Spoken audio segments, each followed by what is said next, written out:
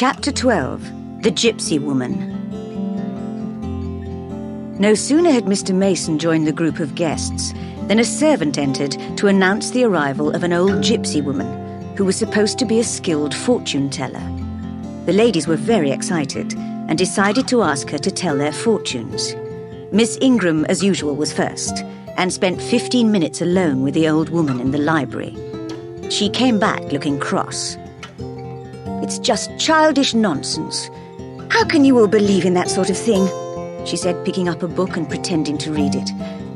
But as she frowned more and more and did not turn a page, I assumed that the gypsy's words were more important to her than she wanted us to think. Next, 3 young ladies went in together and came back full of praise for the gypsy's skill. "She's old and dirty and ugly," they cried, shocked. "But she knows everything about us, everything." While the gentlemen were calming them down, the servant entered the room again. "Excuse me, miss," he said to me. "The gypsy says there's another young single lady in the room. She refuses to leave the house until she's seen all the young ladies. It must be you." "Oh, I'll go," I said gladly. I was curious to see the gypsy. She was sitting in an armchair in the library, murmuring words over a little black book. Her large black hat covered most of her face, but when she lifted her head, I saw her dark eyes. "So, you want me to tell your fortune?" she asked. "Well, I must warn you, I don't believe in your skill." "I expected that. Why don't you tremble?" "I'm not cold." "Why don't you turn pale?" "I'm not ill." "Why don't you ask me to tell your fortune?" "I'm not a fool." The old woman laughed and started smoking a short black pipe. "I can prove that you're cold and ill and a fool," she said. "Listen, you're cold because you're alone. You're ill because you lack love. And you're a fool because love is near you and you won't take one step to reach it." "That's true of many people," I said, interested. "Yes, but especially true of you. I can see that happiness is waiting for you if you really want it. Tell me, in that room of fine people, isn't there one face you look at? One person you're interested in?" "I hardly know the ladies and gentlemen here," I answered. "Well, you surely know the master of the house. What do you think of his relationship with his guests, and with one particular guest?" asked the gypsy, smiling wickedly. "They're all very friendly with each other," I replied cautiously.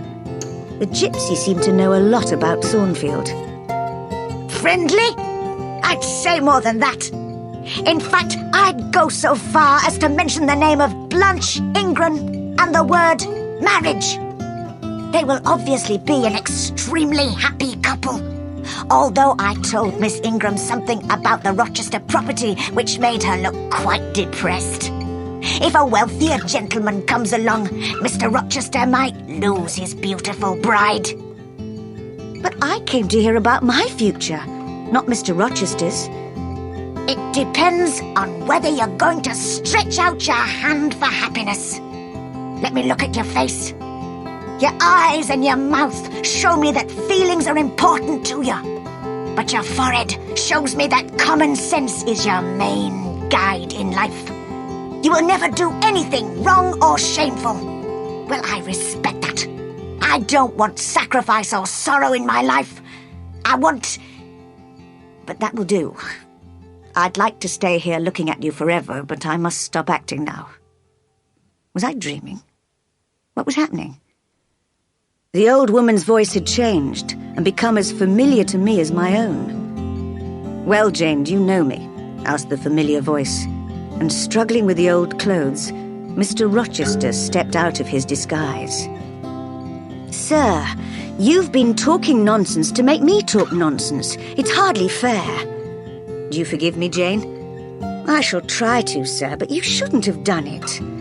"What are my guests doing, Jane?" "Discussing the gypsy, I imagine." "Oh, and did you know that a stranger has arrived to see you?" "A stranger? I wasn't expecting anyone. Who can it be?" "His name's Mason, sir, and he comes from the West Indies."